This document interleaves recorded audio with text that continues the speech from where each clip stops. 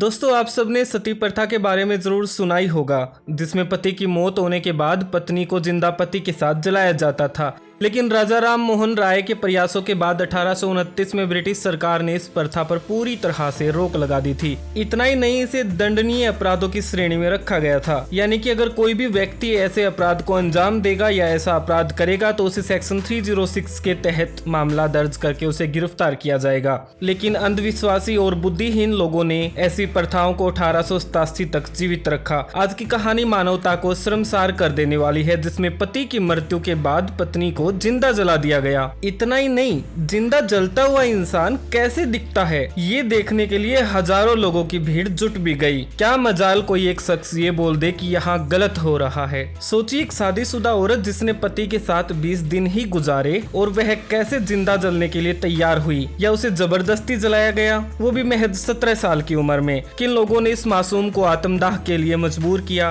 कहानी को अंत तक जरूर सुनिएगा। पूरी कहानी सुनकर आप शॉक्ड रह जाओगे। कहानी शुरू होती है 1887 के दशक से। राजस्थान के सीकर जिले के देवराला गांव में 28 वर्षीय राजेश, जो कि पेशे से एक अध्यापक था, पढ़े लिखे अच्छे परिवार से होने के कारण राजेश के पिता माल सिंह ने अपने बेटे के लिए एक लड़की की तलाश शुरू की। कई जगह रिश्ते देखने के बाद उन्हें नागौर में एक रिश्ता पसंद आया। लड़की का नाम रूप कंवर था। रूप कंवर ने हाल ही में 10वीं कक्षा पास की थी, उम्र महज 17 साल। रूप के पिता का ट्रक्स का कारोबार था, या यूं कहें उस दौर में उनके पास 30-40 ट्रक हुआ करते थे। दोनों परिवारों ने शादी पर सहमति जताई और रिश्ता पक्का कर दिया। पंडित से शादी का मुहूर्त निकलवाने गए। पंडित ने बताया कि 12 जनवरी का सबसे अच्छा मुहूर्त है। दोनों परिवारों ने फैसला लिया कि राजेश और रूप कंवर की शादी 12 तारीख को करेंगे। शादी होने के बाद रूप कंवर 2 दिन अपने ससुराल रुकी। उसके बाद वह अपने घर आ गई। घर आने का कारण कोई लड़ाई झगड़ा नहीं था, बल्कि उस दौर में शादी के कुछ महीने लड़की अपने मायके ही रहती थी। अगस्त 25 को रूप ने पति के यहाँ रहना शुरू किया।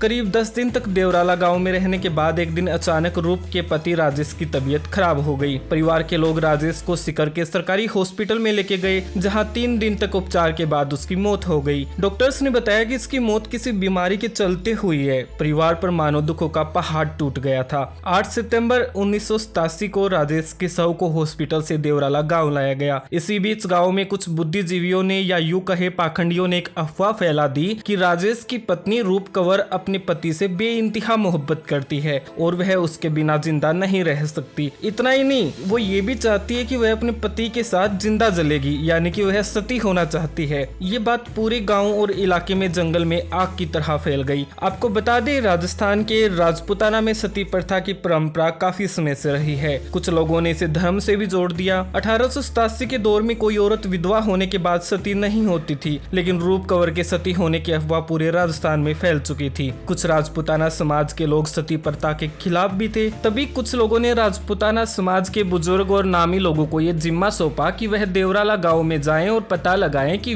क्या वाकई में रूप कंवर सती होना चाहती है। इसके बाद उन्होंने रूप कंवर से पूछे बिना ही सभी बुद्धिजीवियों ने हाँ कर दी, और उन तमाम लोगों ने दावे कर दिए कि रूप कंवर सती होने के लिए खुद तैयार है। देवराला गाँव की आबादी थी टोटल 4000 लोग, लेकिन 8 सितंबर को गाँव में करीब 20,000 लोग जुट गए। वो इसलिए क्योंकि उन सब लोगों को एक जिंदा जलती युवती का तमाशा देखना था। मृतक राजेश के शव को सजाया गया। इसके साथ साथ रूप कंवर को भी दुल्हन की तरह सजाया गया और सब चिता की तरफ बढ़ने लगे। अगले 20 मिनट बाद सुबह 10:45 पर रूप कंवर को जबरन चिता के ऊपर बैठाया गया और उसके पति का सर उसकी गोद में रखा गया। इसके बाद राजेश के भाई ने चिता को आग लगा दी। कुछ पाखंडी बुद्धिजीवी लोगों ने चिता के ऊपर ज्यादा मात्रा में घी डाल दिया ताकि जल्दी से जल्दी सती प्रथा को अंजाम दिया जा सके। जलते वक्त रूप कंवर चिल्ला रही थी और उसने चिता से बाहर छलांग लगाई, लेकिन उसे फिर से आग में धकेल दिया गया। दोपहर करीब 1:30 पर चिता पूरी तरह से जल चुकी थी और रूप कंवर अपने पति के साथ सती हो गई थी। तमाम हजारों लोगों ने इस तमाशे को खुशी खुशी देखा। कुछ चश्मदीद बताते हैं कि जब चिता जल रही थी तो किसी की भी आंखें नम नहीं थी, क्योंकि सब अपने धर्म की आड़ में सम्मान के साथ खड़े थे।